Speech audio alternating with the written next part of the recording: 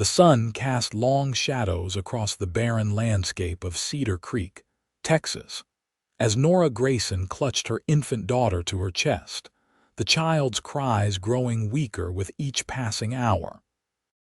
3 days without proper nourishment had hollowed Nora's cheeks and dimmed the light in her eyes, but it was her baby's suffering that broke her spirit more than her own hunger ever could.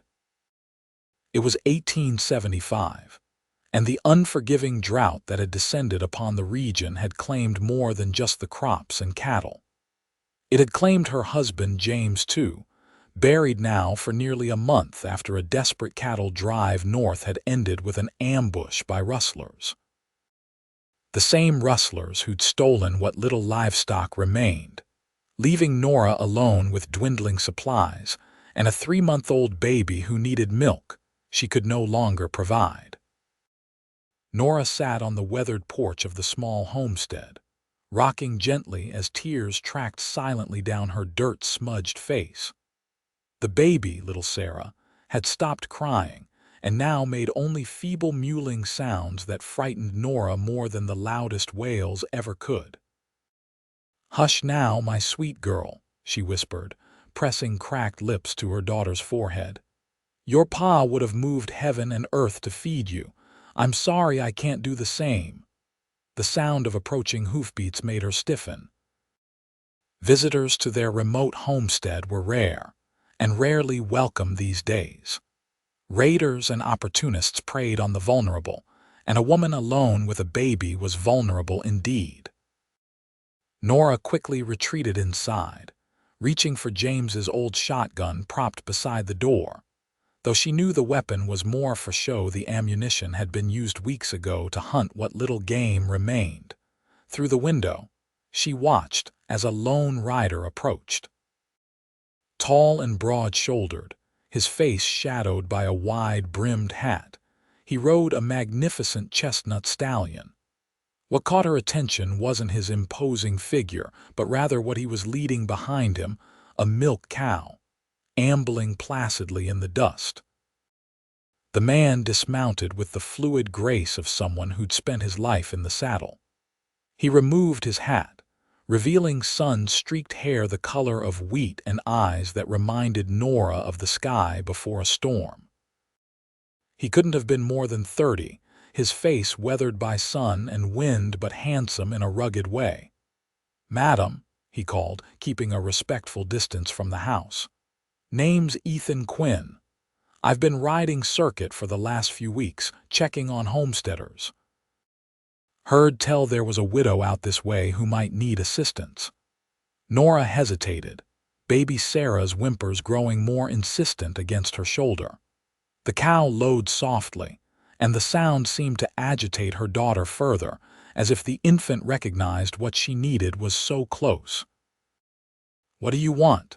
Nora called through the crack in the door, her voice hoarse from thirst and disuse. The man Ethan kept his hands visible, his expression earnest. "Nothing you're not willing to give, madam. I brought provisions, food supplies, and milk for the little one.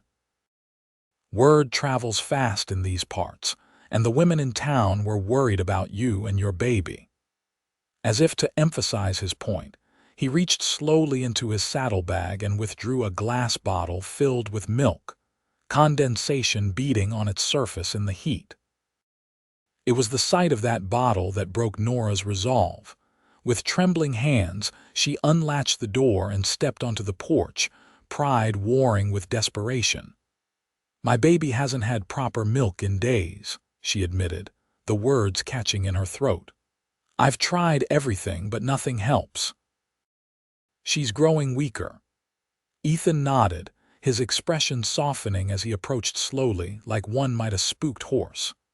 "May I?" he asked, holding out the bottle. Nora nodded, watching carefully as he uncorked it and handed it to her. With practiced movements born of maternal instinct, she tested a drop on her wrist before guiding it to her daughter's mouth. The effect was immediate. Sarah latched on desperately, her tiny hands batting at the glass. "Easy there, little lady," Ethan murmured, his voice carrying a gentleness that seemed at odds with his imposing presence. "There's plenty more where that came from." As the baby drank, color returned to her pale cheeks, and Nora felt the first stirrings of hope she'd experienced since burying her husband. "The cow," she said, nodding toward the placid animal now grazing on what little scrub grew near the water trough. "She's not mine." "She is now," Ethan replied simply. "Consider her payment for the inconvenience of my company. I'll need a place to rest for a night or two before continuing on. That is, if you're amenable."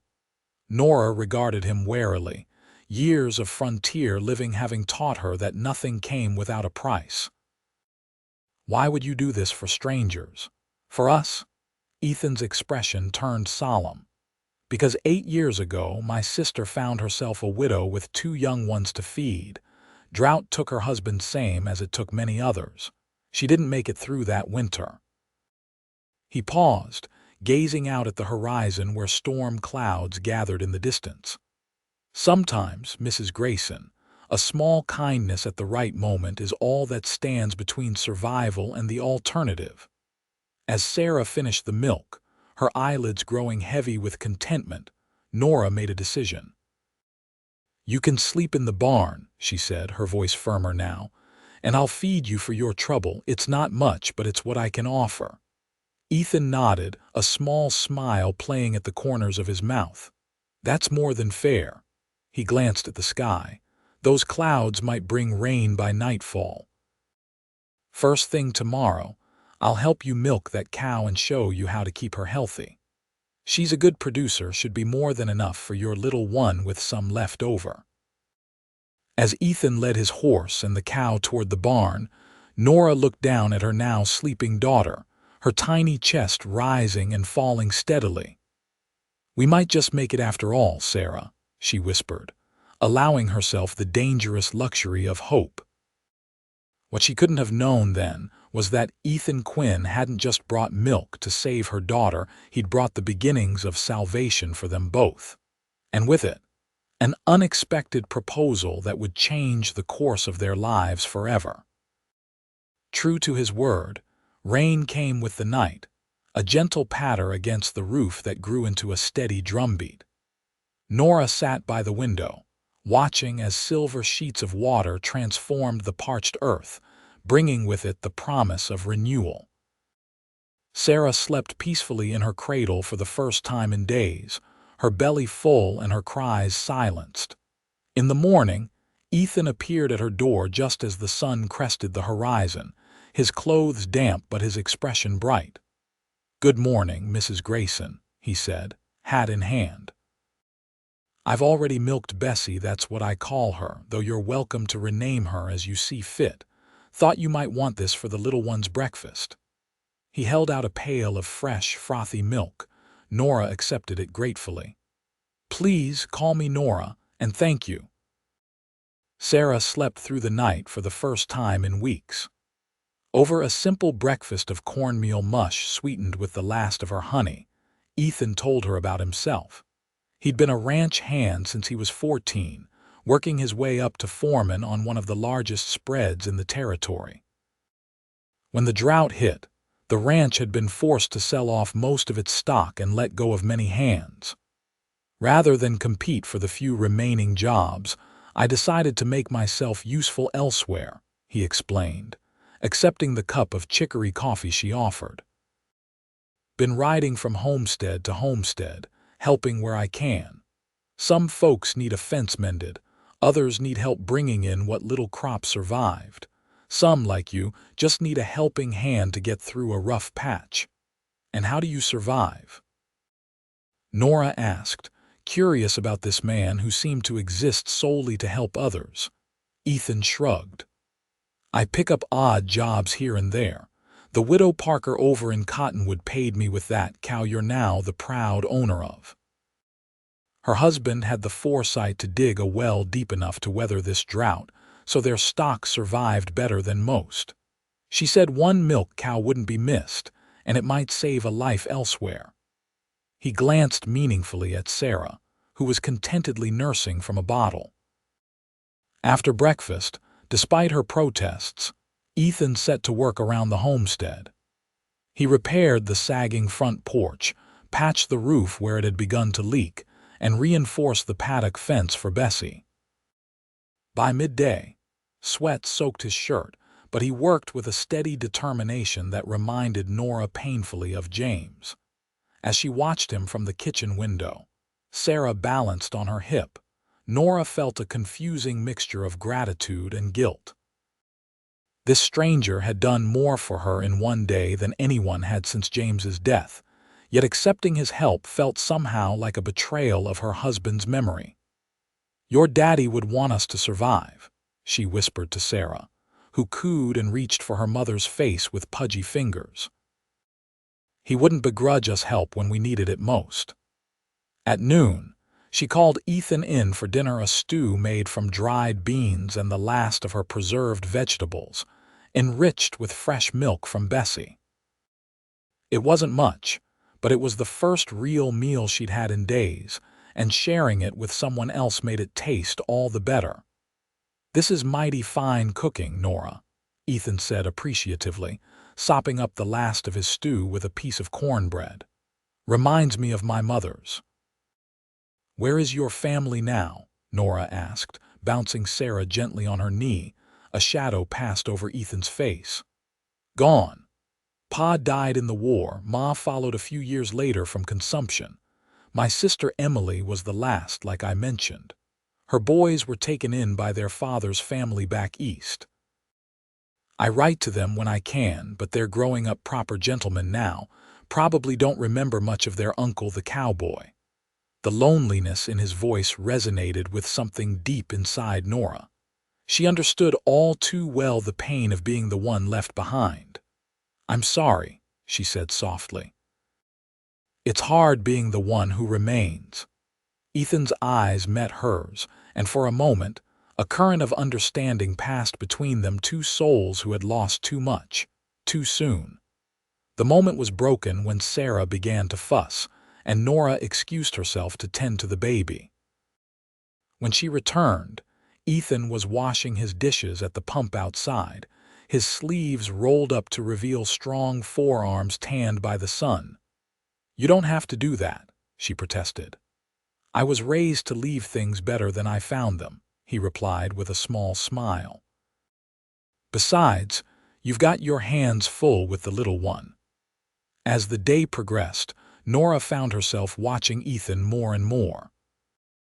There was something about his quiet competence, his gentle way with Sarah when the baby grabbed his finger during a feeding, the respect with which he treated Nora herself, never pushing, always asking before he undertook any task on her property. That evening, as sunset painted the sky in shades of amber and rose, Ethan sat on the newly repaired porch steps, whittling a small piece of wood. Nora, having put Sarah down for the night, joined him, wrapping a shawl around her shoulders against the cooling air. "What are you making?" she asked, nodding toward his project. Ethan held up the half-formed carving, the beginnings of a small horse. "Thought the little one might like a toy when she's older. My pa used to carve animals for me and Emily when we were young." The simple kindness of the gesture brought tears to Nora's eyes, which she quickly blinked away. "You've done so much already." "It's nothing," he said, continuing his careful work with the knife. "Truth is, I've enjoyed having a purpose these last couple of days. Gets lonely on the trail." Nora understood that feeling all too well. The silence of the homestead after James died had been deafening, broken only by Sarah's cries and the howl of the wind across the plains. "How long has it been?" Ethan asked quietly. "Since your husband passed?" 5 weeks and 3 days, Nora replied, the count automatic. Each morning since they'd laid James in the ground, she'd marked another day without him. Rustlers ambushed him and 2 other men while they were driving cattle north, hoping to sell before the drought took them all. The other men made it back to tell the tale. James didn't. Ethan nodded solemnly. "I'm sorry. He must have been a good man to have built all this." He gestured to the homestead around them. He was, Nora agreed, her voice soft with memory. Stubborn as the day is long, but gentle too. He used to sing to Sarah at night, said he wanted her to know his voice even before she was born. She paused, surprised at how easy it was to speak of James to this stranger. What about you? No wife waiting somewhere? Ethan shook his head, his hand stilling on the carving. Never found the right woman. Or maybe I did, but the timing was never right. Life on a ranch doesn't leave much room for courting. They sat in companionable silence as darkness fell and stars began to appear, pinpricks of light in the vast canopy of the Texas sky. The air smelled of rain, washed earth and possibility. I should turn in, Nora said finally, rising from her seat. Sarah will be up with the sun, if not before. Ethan stood as well, towering over her in the darkness. Of course. I'll be off at first light, unless there's anything else you need help with. The thought of him leaving so soon sent an unexpected pang through Nora's chest. In just 2 days, his presence had become a comfort she hadn't realized she needed. Actually, she said, surprising herself, if you could stay another day or two, I'd be grateful. There's the vegetable garden to replant now that the rains come, and I could use help repairing the chicken coop. The foxes have been bold lately. If Ethan saw through her flimsy excuses, he didn't show it. He simply nodded, a smile warming his features. I'd be happy to stay as long as you need me, Nora. As she lay in bed that night, listening to Sarah's soft breathing from the cradle beside her, Nora thought about Ethan Quinn, a man who had appeared like an answer to an unspoken prayer, bringing life and hope back to her homestead.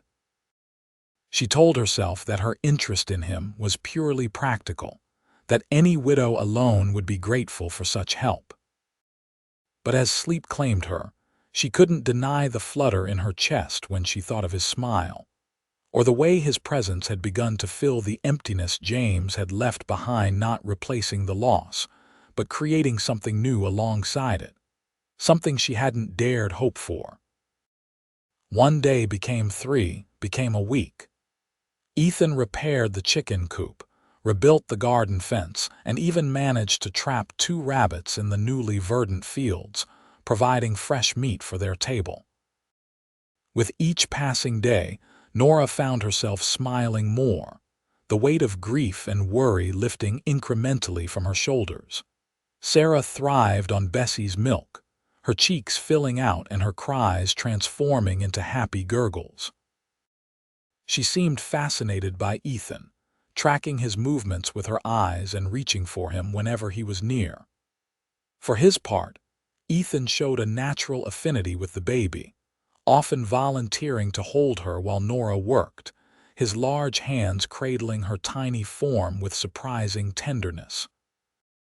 On the 8th day, as they sat shelling the first peas from the garden Ethan had helped her replant, Nora finally asked the question that had been on her mind. Why have you stayed so long? Surely there are others who need your help more than we do now. Ethan's hand stilled, a half-shelled pea pod between his fingers. He seemed to consider his words carefully before speaking. At first I stayed because you and Sarah needed help, he said slowly. But now, he looked up, his blue-gray eyes meeting hers. Now I stay because I want to. Because for the first time in years I feel like I'm where I'm supposed to be. The simple honesty of his statement caught Nora off guard. Heat rose to her cheeks and she looked down at her hands, suddenly uncertain. Ethan, you don't need to say anything, he interrupted gently. I understand it's too soon. Your husband hasn't been gone long and I would never presume to. He trailed off, then continued more firmly. I just wanted you to know why I linger.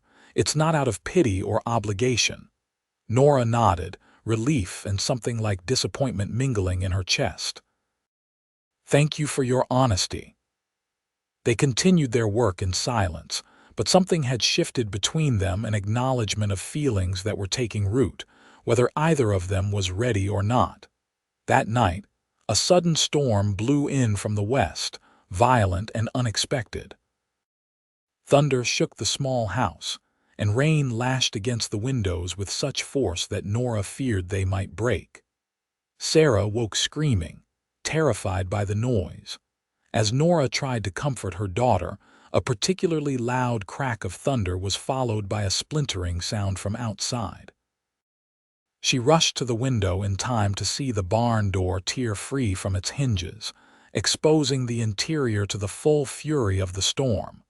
Without thinking, she wrapped Sarah in a blanket and headed for the door. "What are you doing?"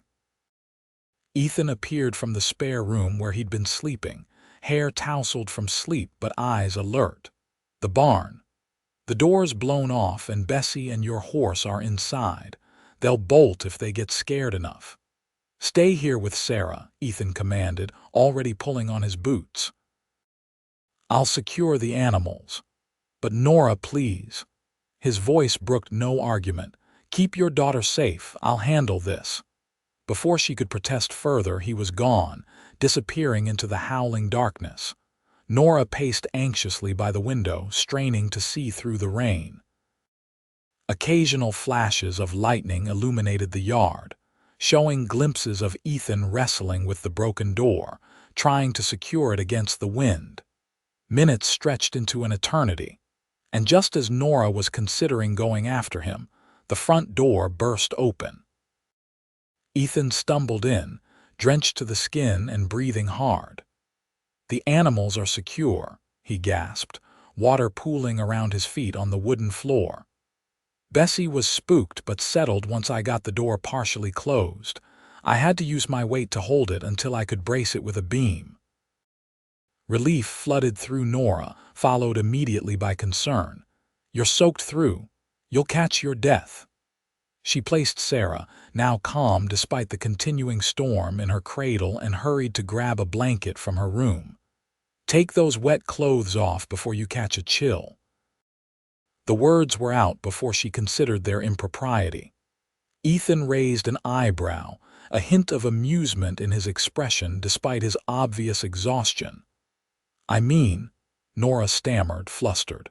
"That is, I'll turn my back while you change into something dry." "Don't worry," Ethan said, taking the blanket she offered. "I understand your meaning." He moved toward the spare room, then paused, swaying slightly. "Ethan," Nora moved toward him, concerned. "Are you all right?" He shook his head as if to clear it. "Just a bit dizzy." "I think I took a knock to the head when the door swung back in the wind." Nora guided him to a chair, her hands gentle but firm on his arm. "Let me see." She tilted his head toward the lamplight, parting his wet hair to reveal a nasty gash just above his temple. "You're bleeding." "Sit still while I get something to clean that." Despite his protests that it was just a scratch, Nora insisted on tending to the wound. She worked in silence, cleaning the cut with water and whiskey, then applying a salve of herbs she kept for such purposes. Ethan winced as the alcohol stung, but made no sound of complaint. As she worked, Nora was acutely aware of their proximity. Her fingers brushed against his skin, through his hair, and each touch sent a small shock through her. She hadn't been this close to a man since James, and the intimacy of the moment, her tending his wounds while rain pounded outside and her daughter slept peacefully nearby, felt both foreign and strangely familiar. "There," she said at last, securing a small bandage over the cut. "It's not deep enough to need stitches, but you'll have a headache come morning." "Thank you," Ethan murmured, his eyes never leaving her face. "You have a healer's touch." Their gazes held for a long moment, and Nora felt something shift in the air between them, a tension that had been building since the day he arrived, now made tangible by their shared concern for each other. It would have been so easy to lean forward, to close the distance between them. Instead, she stepped back, breaking the spell. "You should change into dry clothes and get some rest. The storm might last all night." Ethan nodded, rising from the chair with a slight wince. "You're right. Good night, Nora. Thank you for your care." "Good night, Ethan," she replied softly, watching as he disappeared into the spare room, the door closing quietly behind him. Alone in the main room, Nora checked on Sarah, who had miraculously slept through the commotion. The storm continued to rage outside, but within the small house, a different kind of tempest was brewing, one of conflicting emotions and unexpected desires. Nora knew she should feel guilty for the attraction she felt toward Ethan. James had been gone barely more than a month, and here she was, her heart quickening at another man's touch. Yet alongside the guilt was a stubborn, insistent voice reminding her that life on the frontier was too precarious to waste in prolonged mourning. James himself had told her as much when they'd discussed the possibility of his death, a conversation frontier couples couldn't avoid. "If anything happens to me," he'd said, holding her close one night as they lay in bed, "don't waste away in grief. Find someone good who'll care for you and Sarah." "Promise me, Nora." She'd promised, never thinking she'd have to fulfill that vow so soon, or that the opportunity would present itself in the form of a wandering cowboy with kind eyes and gentle hands. As the storm gradually subsided into a steady rain, Nora made her decision. Tomorrow, she would speak to Ethan honestly about her feelings, whatever they might be. Life was too short and too uncertain for anything less than complete honesty. Morning broke clear and cool, the storm having washed away the lingering heat and dust of summer. Nora rose early, feeding Sarah, and preparing a heartier breakfast than usual cornmeal flapjacks with the last of her precious maple syrup, eggs from the hens that had survived the fox raids, and slices of the salt pork Ethan had brought with his supplies. When he emerged from the spare room, the bandage on his temple stood out starkly against his tanned skin, but his eyes were clear, and his smile warm. "Something smells wonderful," he said, taking a seat at the table after first stopping to tickle Sarah's chin, eliciting a happy gurgle from the baby.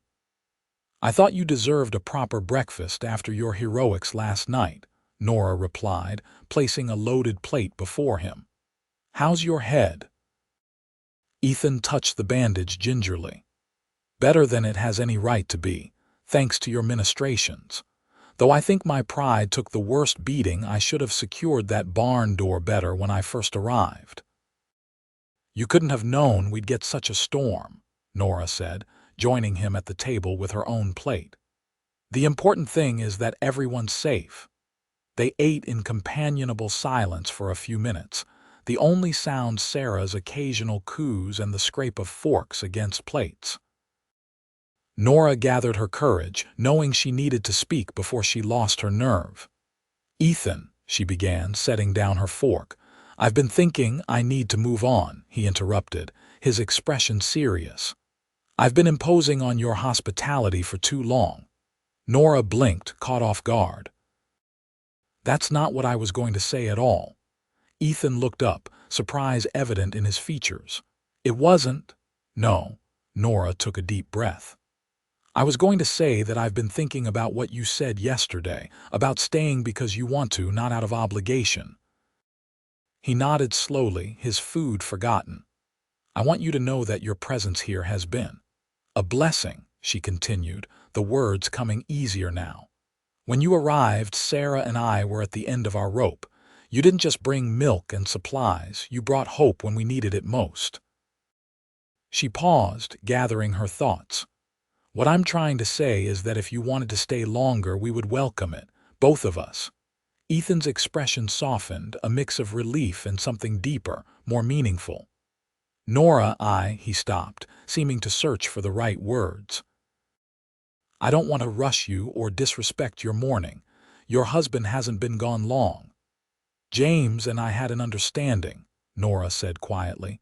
"Life out here is too precarious for prolonged grief. He made me promise that if anything happened to him, I wouldn't let sorrow consume me, that I would find happiness again, for Sarah's sake if not my own." She met Ethan's gaze steadily. "I'm not saying I'm ready for everything, but I am saying that your presence here brings me comfort, and I'm not ready for that to end." Ethan reached across the table, his large hand covering hers. The warmth of his touch sent a ripple of awareness through her. "In that case," he said, his voice low and earnest, "I'd like to stay. For as long as you'll have me." The simple declaration hung in the air between them, weighted with possibilities neither was quite ready to name. "Good," Nora said finally, a smile tugging at her lips. "Because the roof still leaks in 3 places and I haven't the faintest idea how to fix it." Ethan laughed, the sound rich and warm in the morning light. "Well, we can't have that. I'll start on it today." Just like that, their arrangement shifted from temporary to something more permanent, though neither spoke of exactly what that meant. Over the next 2 weeks, they fell into a comfortable routine. Ethan worked the land alongside Nora, repairing what needed fixing and helping to tend the garden, which flourished after the storm. In the evenings, they would sit on the porch, watching the sunset while Sarah played on a blanket at their feet, growing stronger and more alert by the day. They spoke of their pasts, Nora's childhood in Tennessee before her family moved west, Ethan's years as a ranch hand, and his dreams of someday having a place of his own. They shared stories of joy and sorrow, building a foundation of friendship that deepened with each passing day. Physical touch between them remained minimal, a brush of hands while passing tools, his steadying grip when she stumbled, her fingers against his forehead when she changed the bandage on his wound. Each contact, though brief, carried an undercurrent of awareness, of possibilities deferred but not denied. It was Nora who finally breached the unspoken boundary between them. One evening, as they sat side by side on the porch steps watching fireflies rise from the grass like drifting stars, Sarah already asleep inside, she turned to him with quiet determination. "Ethan," she said, her voice barely above a whisper, "would you hold my hand?"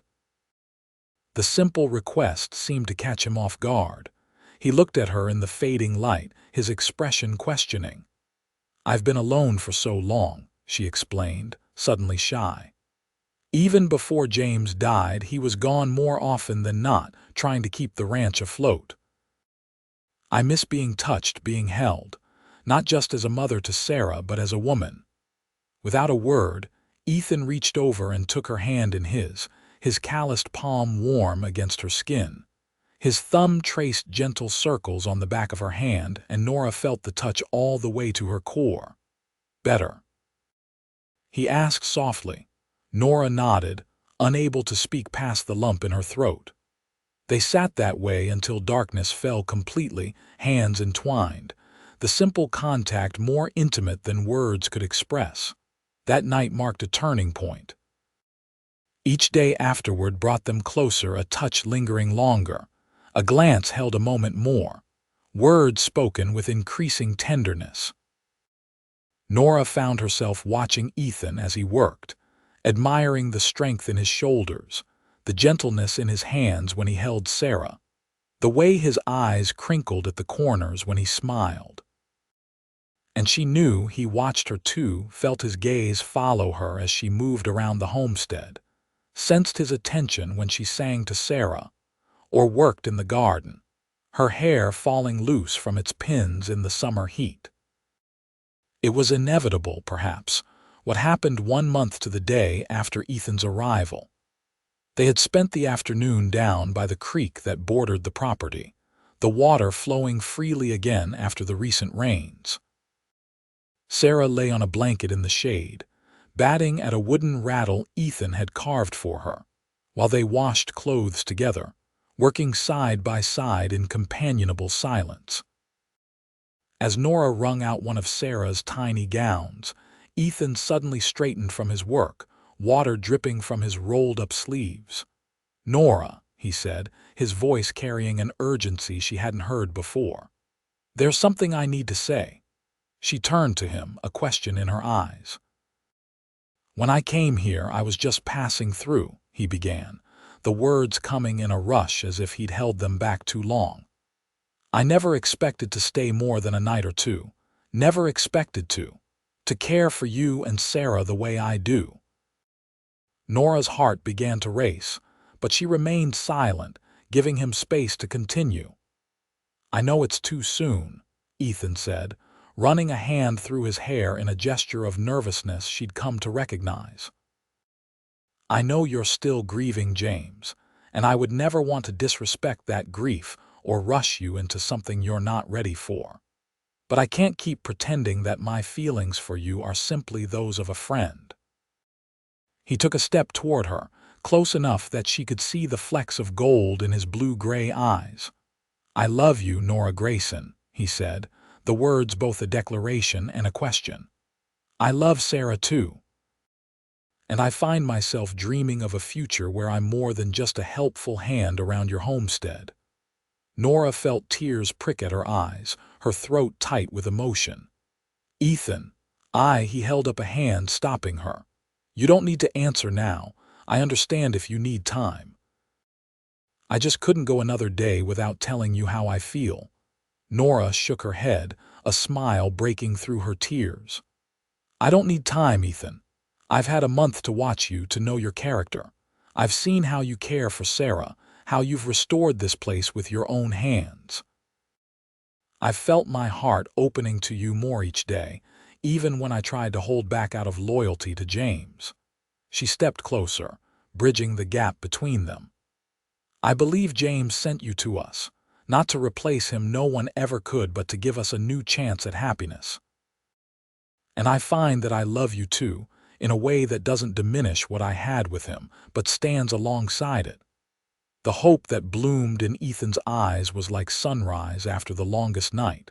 Slowly, giving her every chance to pull away, he reached up to cup her face in his hands. "May I?" he whispered, his gaze dropping to her lips. Nora's answer was to rise on her tiptoes, closing the distance between them. Their first kiss was gentle, questioning a meeting of souls as much as bodies. His lips were warm against hers, tasting of the creek water and something uniquely him.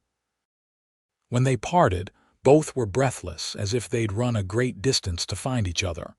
Sarah chose that moment to let out a delighted squeal, breaking the spell. They turned to find her watching them, tiny hands clapping as if in approval. Ethan laughed, the sound rich with joy. "I think she approves.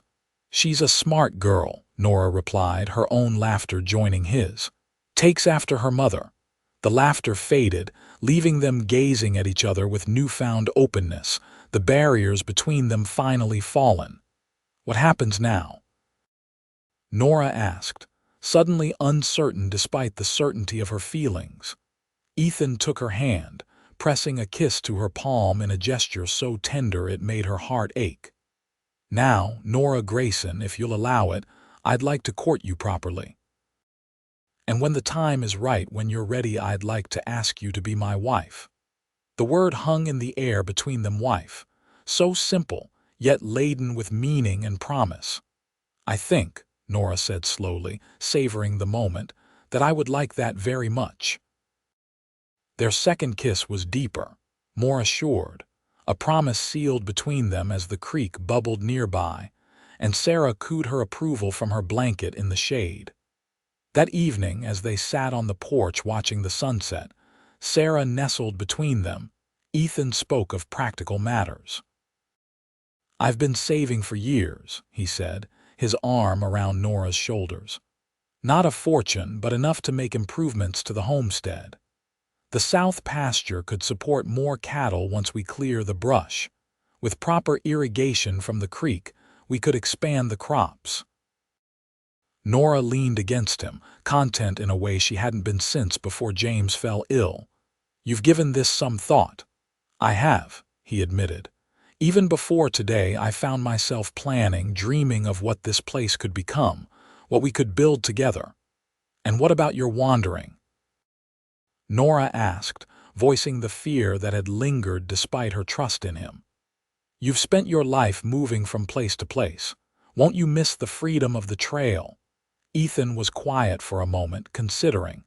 "I've been searching for something all these years," he said finally.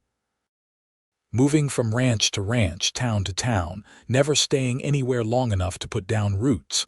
I thought I was looking for adventure, for new horizons. But now I realize I was looking for home, for family." He looked down at her, his expression earnest. "I've found that with you and Sarah. I don't need to wander anymore." The simple declaration eased the last of Nora's doubts. She knew the life he was choosing wouldn't be easy. Ranching in this unforgiving land never was. But they would face the challenges together, building something that could withstand the tests of drought and hardship. As summer turned to autumn, Ethan began to make good on his promises. He rode to Cedar Creek and returned with supplies and 3 young steers, the beginnings of a new herd. With Nora's help, he expanded the garden and repaired the irrigation system James had started but never completed. The homestead, which had been slowly decaying under the weight of neglect and grief, began to thrive once more. Word spread through the scattered community that the widow Grayson had found new happiness with the wandering cowboy, who'd appeared with a milk cow and stayed to become something more. Some tongues wagged at the speed of the courtship, but most understood the harsh realities of frontier life made traditional mourning periods a luxury few could afford. The first real test of their new partnership came with the arrival of autumn's first cold snap. Sarah, now 7 months old and beginning to crawl, developed a worrying cough that kept her and consequently Nora awake through the night. By morning, the baby was feverish, her breathing labored. Nora, exhausted and frightened, cradled her daughter close as Ethan paced the floor, his face lined with concern. "The doctor in Cedar Creek might have medicine," he said, glancing out the window at the gray skies threatening snow. "I could ride there and back in a day if I push hard." "It's too dangerous," Nora protested. "The weather's turning. If you get caught in a storm." "I won't," Ethan said firmly, already pulling on his coat. "I know these lands, Nora. I'll be fine. Sarah needs medicine and I'll get it for her." The determination in his voice silenced her objections. This was the man she'd come to love, steadfast, unwavering in his commitment to those he cared for. "Be careful," she said instead, rising to press a swift kiss to his lips. "We'll be waiting for you." With a last look at Sarah, flushed with fever in her mother's arms, Ethan mounted his horse and rode out, a solitary figure soon swallowed by the vastness of the plains. The hours of his absence were among the longest of Nora's life. Sarah's condition worsened throughout the day, her tiny body burning with fever, her cries growing weaker. Nora tried every home remedy she knew: cool compresses, honey mixed with herbs for the cough, steam from boiling water to ease the baby's breathing. Nothing seemed to help. As darkness fell, bringing with it the first flurries of snow, Nora sat by the window, Sarah cradled against her chest, watching the road for any sign of Ethan's return. Fear gnawed at her, fear for her daughter's worsening condition, fear for Ethan out in the growing storm, fear of being left alone again just when she'd found the courage to love once more. "Please," she whispered, unsure whether she was praying to God or to the spirit of James or simply sending her desperate hope out into the universe. "Please bring him back to us. Please help my baby." As if in answer, Sarah's breathing seemed to ease slightly, her body relaxing in exhausted sleep against her mother's shoulder. Nora continued her vigil, humming softly, the old lullabies her own mother had sung, blending with the ones James had created for his daughter. It was past midnight when she heard the faint sound of hoofbeats approaching through the swirling snow. She rushed to the door, Sarah still in her arms, in time to see Ethan dismount, his form nearly obscured by the falling snow, his horse steaming with exertion. "Thank God," she breathed as he stamped into the house, snow melting from his hat and coat. "How is she?" he asked immediately, shrugging off his wet outerwear. "The fever's still high, but she's sleeping now," Nora replied, relief making her voice shake. "Did you find the doctor?" Ethan nodded, producing a small bottle from his pocket. "He says it's likely lung fever. This should help bring down the temperature and ease her breathing. 2 drops every 4 hours. He placed the medicine on the table, then reached for Sarah, his large hands gentle as he took her from Nora's arms. "You look exhausted. Let me take her while you rest." Nora surrendered her daughter willingly, watching as Ethan cradled Sarah against his chest, murmuring softly to her. The tenderness in his expression, the protective way he held the child who was not his by blood but had clearly become his by heart, brought fresh tears to Nora's eyes. "You rode through a snowstorm for her," she said, the magnitude of that act of love finally registering now that the immediate crisis had passed. Ethan looked up, his expression serious. "I would ride through worse for both of you. You're my family now, Nora. There's nothing I wouldn't do to keep you safe." In that moment, with snow falling outside and her daughter safe in the arms of the man who had come to love them both, Nora knew with absolute certainty that the time for waiting was past. "Marry me," she said, the words tumbling out before she could reconsider. "Not someday, not when enough time has passed. Now, as soon as Sarah is well. I don't want to wait any longer to be your wife." Surprise flickered across Ethan's face, followed swiftly by joy. "Are you sure?" "I thought you needed more time." Nora shook her head, moving to stand before him, one hand resting on Sarah's back, the other reaching up to touch his cheek. "Life is too uncertain, too precious to waste in waiting. You've shown me that every day since you arrived. I want us to be a proper family, you, me, and Sarah. I want your name to be her name. I want to fall asleep beside you every night and wake up with you every morning." Ethan leaned down, careful not to disturb the sleeping baby, and pressed his forehead to hers. "In that case, Nora Grayson, I accept your proposal. I would be honored to be your husband and Sarah's father." They stood that way for a long moment, the three of them together. A family forged not by blood but by choice and love and the shared understanding of what truly mattered in this harsh but beautiful land. With the medicine Ethan had brought, Sarah's condition improved rapidly. Within days, her fever broke and her cough subsided to occasional sniffles. By the time the snow melted, she was crawling energetically around the cabin, babbling happily to anyone who would listen. True to their decision, they didn't wait. The circuit preacher was due in Cedar Creek the following Sunday, and they made plans to ride into town for the service, after which he would marry them in a simple ceremony. The morning of their wedding dawned clear and cold, the first real day of winter. Nora dressed with care in her best dress, a blue calico that James had given her 2 Christmases past.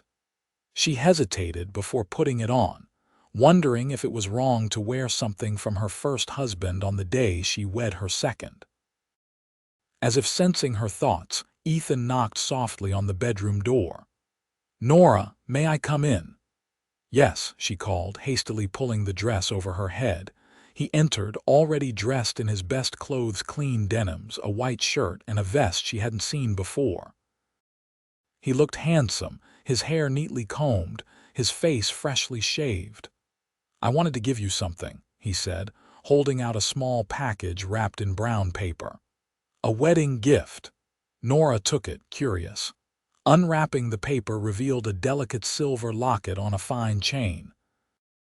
"It was my mother's," Ethan explained as she opened it to find it empty. I thought you might want to put a lock of Sarah's hair inside, maybe someday a small portrait when we can afford to have one made." Touched beyond words, Nora closed her hand around the locket. "It's beautiful, Ethan."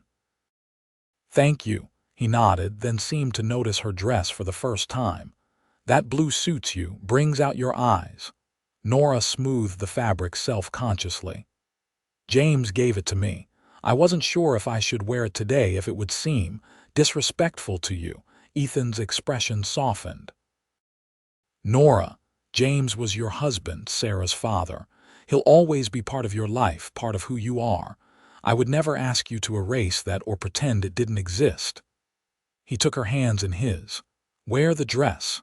I think he'd be glad to know you're taken care of, that you and Sarah won't be alone." The simple understanding in his words eased the last of her doubts. Nora reached up, pressing a kiss to his cheek. "How did I get so fortunate to find not one but two good men in this lifetime?" Ethan smiled, squeezing her hands gently. "I'm the fortunate one. Now let's get Sarah ready. We've got a wedding to attend our own." The ride to Cedar Creek was cold but beautiful, the winter sun casting long shadows across the frost-covered landscape. Sarah, bundled warmly against Nora's chest, seemed to enjoy the journey, her eyes wide as she took in the unfamiliar sights. The small church was full when they arrived, the community gathered for the Sunday service. Heads turned as they entered, whispers following them as they took seats near the back. Nora held her head high, past caring what others might think of her swift remarriage. The only opinions that mattered were those of the two people with her, her daughter and the man who would soon be her husband. After the service, those who had come just for worship filed out, leaving a smaller group who knew of the planned wedding. The preacher, a kind-faced man with silver hair, called Ethan and Nora forward, Sarah still in her mother's arms. "Dearly beloved," he began, his voice filling the small church with warmth. "We are gathered here today to join this man and this woman in holy matrimony." The ceremony was brief but meaningful. They exchanged simple vows, promising to love and cherish each other through whatever life might bring. When the preacher pronounced them husband and wife, Ethan's kiss was gentle but full of promise, a pledge of all that was to come. As they signed the marriage register, Ethan's hand steady as he wrote his name beside hers, Nora felt a sense of completion. Their family, begun in desperation with the gift of milk for a hungry baby, was now official in the eyes of God and man. The community surprised them with a small celebration at the town's only hotel, a dinner, and well wishes from those who had known James, and now welcomed Ethan. There were a few who held back, still judging her quick remarriage, but most understood the practicalities of frontier life made such judgments meaningless. As they prepared to ride home in the late afternoon, Bessie Thompson, the storekeeper's wife, pressed a package into Nora's hands. "A wedding gift," she said with a smile, "from all of us. We're glad you found happiness again, Nora. You deserve it." Back at the homestead, their home now, truly shared, they opened the package to find practical gifts. Fabric for new curtains, seeds for spring planting, a small wooden toy for Sarah, and a bottle of good whiskey for celebrations. "It seems we've been accepted," Ethan said, pouring a small measure of the whiskey into 2 cups. "At least by most." "The others will come around," Nora replied, accepting the cup. "Or they won't. Either way, we have what matters most right here." They clinked cups in a toast to their new beginning, then settled into the comfortable routine they'd established over the past months now, with the added sweetness of legitimacy, of belonging fully to each other. That night, after Sarah was asleep, they came together as husband and wife for the first time.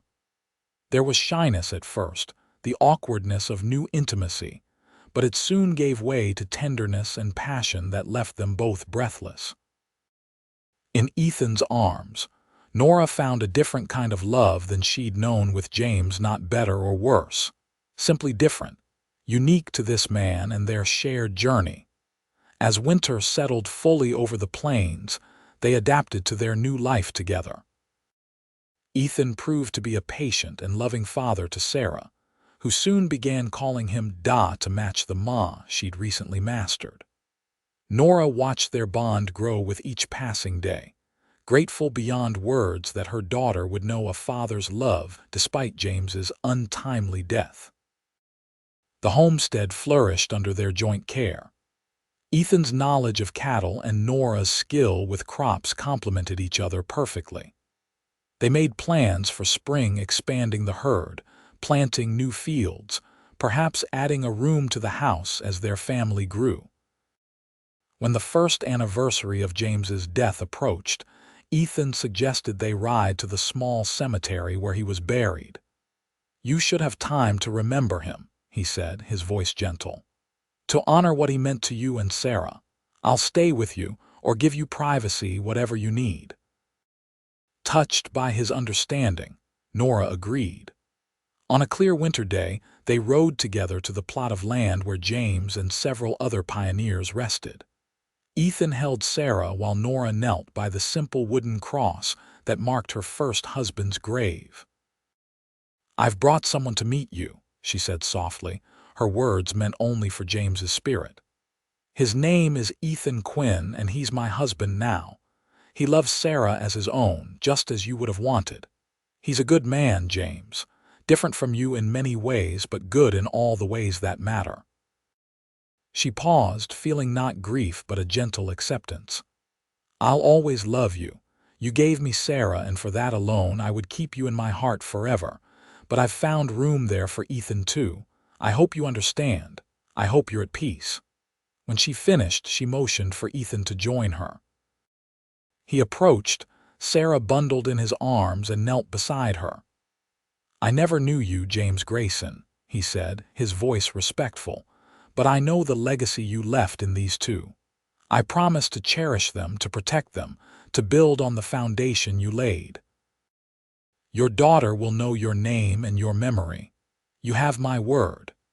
They placed the winter flowers they'd brought on the grave, then turned toward home, toward their future together. As they rode, Sarah babbling happily between them, Nora felt a sense of rightness, of completion. Life had taken unexpected turns, bringing sorrow and joy in equal measure, but she wouldn't change the path that had led her here to this man, this family, this love born from necessity but grown into something enduring and true. Spring arrived with the promise of new beginnings. The pastures turned green, and Bessie's milk production increased with the fresh grass. The garden Ethan and Nora had expanded the previous autumn yielded its first tender shoots. Sarah, now a year old, took her first unsteady steps across the cabin floor, falling into Ethan's waiting arms with peals of delighted laughter. Life settled into a rhythm of work and love, challenges met together and joys shared. The homestead that had once been on the brink of failure began to prosper under their joint care. It was on a warm evening in late spring, as they sat on the porch watching Sarah chase fireflies in the yard, that Nora shared her news. "Ethan," she said, her voice soft with wonder, "I believe we're going to have a baby." His head turned sharply, eyes wide with surprise before his face split into a grin of pure joy. "A baby? You're certain?" Nora nodded, her hand resting protectively over her still flat stomach. "As certain as I can be. It's early yet, the baby won't come until winter, but all the signs are there." Ethan knelt before her chair, his hands covering hers.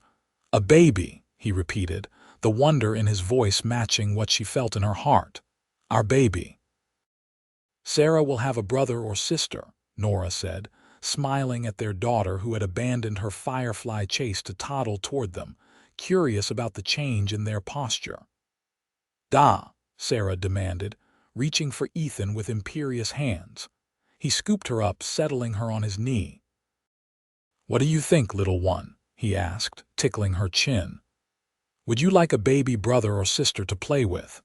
Sarah's response was a happy babble, unintelligible but enthusiastic.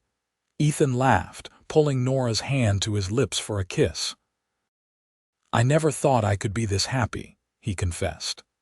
"When I rode onto this homestead a year ago, I was just a drifter with a cow and some supplies, hoping to help a widow in need.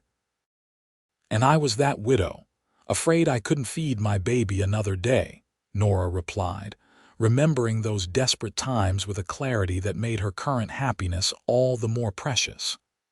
"Who could have imagined we'd end up here?" Ethan's expression turned thoughtful. "Maybe it wasn't chance that brought me here that day. Maybe it was something more, fate or providence or whatever you want to call it. I'd ridden past a dozen homesteads that week, but something made me stop at yours." Nora smiled, thinking of how close they'd come to never meeting, how many small decisions and coincidences had aligned to bring them together. "Whatever it was, I'm grateful for it every day." As Sarah squirmed to be let down, eager to return to her firefly hunt, Ethan released her with a kiss to her chubby cheek. They watched her toddle away, their hands linked, their hearts full with the knowledge that their family would soon grow by one more. "I love you, Nora Quinn," Ethan said, using her new name with pride. "You and Sarah and this new little one on the way, you're everything I never knew I was searching for." "And I love you," Nora replied, the words simple but containing multitudes of feeling. "For the milk you brought, the life you saved, and the love you've given so freely to us both." As darkness fell completely, stars appearing one by one in the vast Texas sky, they gathered Sarah and went inside together, a family created not by blood alone but by chance and choice and love, navigating the wild frontier of life one day at a time together. In the years that followed, the Quinn homestead flourished, becoming one of the most successful in the region. Ethan's knowledge of cattle and Nora's skill with crops created a diversity that helped them weather the cycles of drought and plenty that characterized life on the frontier. Sarah grew into a strong, capable girl with her mother's determination and her adoptive father's kind heart. She never questioned Ethan's place in her life. He was simply Pa, the man who had always been there in her memory, though Nora made sure she knew about James as well, keeping his memory alive through stories and the few mementos they had of him. The winter baby arrived on schedule, a boy they named James Ethan Quinn, honoring both the father who had given Sarah life and the one who had helped save it.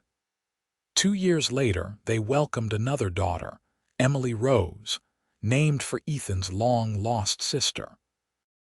Their family complete, they built a larger house to accommodate their growing brood, adding rooms as needed, making the homestead truly their own. Through it all, the hardships and joys, the lean years and prosperous ones, Ethan and Nora remained each other's constant, their love deepening with time rather than diminishing. They never forgot how their story began, with a widow holding a baby she could not feed, and a cowboy who brought milk, and, eventually, a marriage proposal that saved them all. On their 10th wedding anniversary, Ethan presented Nora with a gift, a small painting he'd commissioned from an artist passing through Cedar Creek, depicting their original cabin with Bessie, the cow, grazing nearby, and a young woman holding a baby on the porch. "To remember where we started," he said as she unwrapped it, tears filling her eyes at the thoughtfulness of the gesture. "As if I could ever forget," Nora replied, touching the painting gently. "That day changed everything." Ethan pulled her close, his arms as strong and sure as they had been a decade earlier. "And I'd do it all again in a heartbeat." As they stood together, watching their children play in the yard of the home they'd built together, Nora knew with absolute certainty that some endings were really beginnings in disguise. What had seemed like the end of her world, a widow with a hungry baby and no hope in sight, had actually been the first chapter of the greatest love story she could have imagined, written not in grand gestures but in daily acts of devotion. Milk for a hungry baby, a hand held through grief, a family built one day at a time in the wild heart of Texas.